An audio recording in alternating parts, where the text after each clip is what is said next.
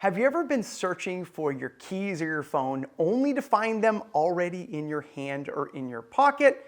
Well, that's what it can be like when we're trying to figure out the right thing to do to be able to improve employee engagement. So today, we're going to talk about the one action that you can take to improve employee engagement. So in this video, we're going to talk about what employee engagement is. We're going to talk about the unintentional mistake that many leaders make that end up shooting them in the foot. And then I'm going to share the single most important thing that you can do. And I'm going to give you the 4A check-in framework that will help make taking that action easier.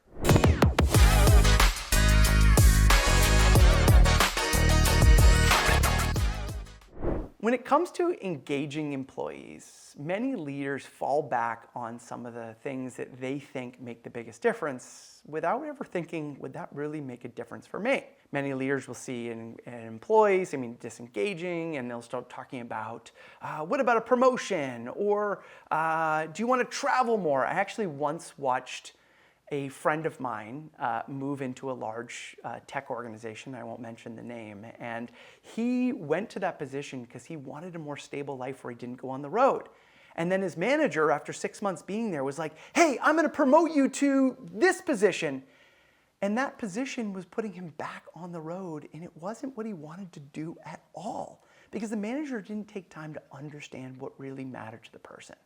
And so many well-intentioned, but often leaders who haven't taken the time to check in will make assumptions about what people want. They'll throw gift cards at them, they'll offer them movie tickets, they'll nominate them for some award. And those things are nice gestures, and many times they're still great things to do, but they fail to understand what really engages employees. Now, if you've seen any of my other videos, I'll often share that engagement is not a result we produce with these one-off actions, but it's an ongoing status that we have to maintain with our people. And it's the little things that we do every day that maintain that status. Now, if you look at Gallup or Towers Watson Perlin or whatever their name is these days, I know they've changed it a few times, and there's some core foundational things that need to be there. Do people feel like their work is important? Do they feel like they're making a difference? Do they feel like their opinions count? Do they feel like they are having opportunities to learn and grow? Are they working on the kind of projects that excite them?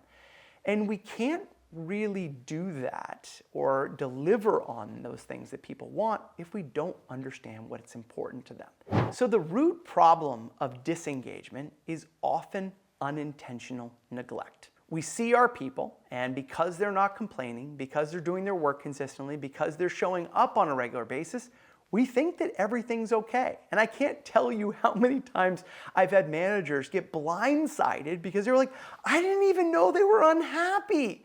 And there lies the problem. We didn't know they were unhappy because we didn't take the time to check in. We assumed because they weren't complaining that everything was okay. And so if you want to prevent this from happening, this is why the single most important thing we can do is checking in with our people. But not just saying, hey, how are things going? Because they don't know if you really want to hear the answer to that question. So I want to give you a simple check-in process that you can use that will actually make the biggest difference. So I want to introduce you to the 4A check-in. So the first A is acknowledge. So if you haven't talked to your people in a really long time, one of the first things you want to do is say, hey, I understand that we haven't checked in a long time, or I haven't been seeing how things have been going for you, and I've just been handing more things over to you. You want to start by acknowledging what's been. Now the next A is ask. You want to ask, what has been their experience recently? Say, hey, I haven't understood what's going on for you, and I want to check in and understand what's working or not working about how we're working together. Is there anything that I can do to be able to support you? Now, the next thing is you want to listen to what they share. And if your employee starts out by complaining, one of the things you don't want to do is to defend. If they say, well, you haven't been checking in with me or haven't been doing this or the workload's been too much, the worst thing you can do is go into the whatabouts. Well, what about this and what about this and you didn't do this and you didn't do that. If you do that, they'll shut down and guess what? They'll start applying for another job. So what you want to do is first receive it and acknowledge it. If they share, hey, I get you're frustrated. Hey, I understand I haven't been around. I understand that the workload has been so much. Just share back and acknowledge what they shared, and most importantly, acknowledge the impact. And I get that that's not allowed you to be home with your family. I get that hasn't allowed you to do the work that you really need to do because you've been doing two people's jobs. Acknowledge what they share, and you'll find that that person will de-escalate right away and start listening. Now, after you've acknowledged, you may want to ask again. So tell me, now that I understand that and I have maybe a little better understanding of what's going on, tell me what would make the biggest difference for you in your experience at work. What one thing could I do that would make a biggest difference? And just listen, pay me more. And now when somebody says pay me more, it's actually an opening. Because by the way, people are not motivated by money. People are motivated by what money allows them to do. So the motivation isn't the money. The motivation is what that money allows them to do. Maybe it's pay their bills, get health insurance, get the dream car, take somebody on a date, whatever it may be. But tell me about why that's important to you right now. Well, I need to do it here. Hey, and as you ask those questions, you're going to start to understand what matters most to them. Now, the fourth A, which is probably the most important in all of them, is action. Don't just listen to the person, acknowledge it, and then forget about it. Commit to some follow-up steps, because if you haven't taken action in the past, what they're likely to think is, yeah, they're going to listen. This is going to be great because someone told them to do this. They probably watched a YouTube video or something. But if you don't take action afterwards, you're never going to change the relationship with you or their work.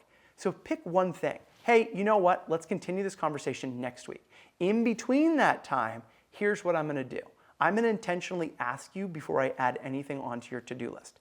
Before I do this, I realize you're really frustrated that John over here hasn't been doing his work. So I'm going to go have a conversation with John, not telling him that you told me, about his level of work and what he's doing, so he takes on more of that work and takes it off your plate. But take action to actually do something to make this person's experience better. Now, if you do this check-in on a regular basis, where you use the 4A check-in, and maybe you do it on a quarterly basis with each one of your people, or on a more regular basis, then most likely your people are going to feel more seen. They're going to feel more valued. They're going to be more engaged. And by doing that one thing, you're going to accomplish a lot more in that 15, 20-minute, hour-long meeting, which, by the way, will only be 15 minutes in the future, than anything you could do by handing out a gift card, giving a reward, putting points in the system. You're going to make a bigger difference from doing that than anything else you can do. So I hope you found this video helpful. And if you take that one action, and what I would recommend is think of all the people on your team that you thought of as you were watching this video. Write down their names and think of the last one that you want to talk with. And my recommendation, set up a time right now to have a conversation with that person first. It'll make all the rest of them easier. And by doing that, it may just make your job easier as well. I'm Chris Littlefield. I hope you enjoyed this video. And if you're looking for more support on how to navigate some of the challenging situations in the workplace, reach out to me at beyondthankyou.com.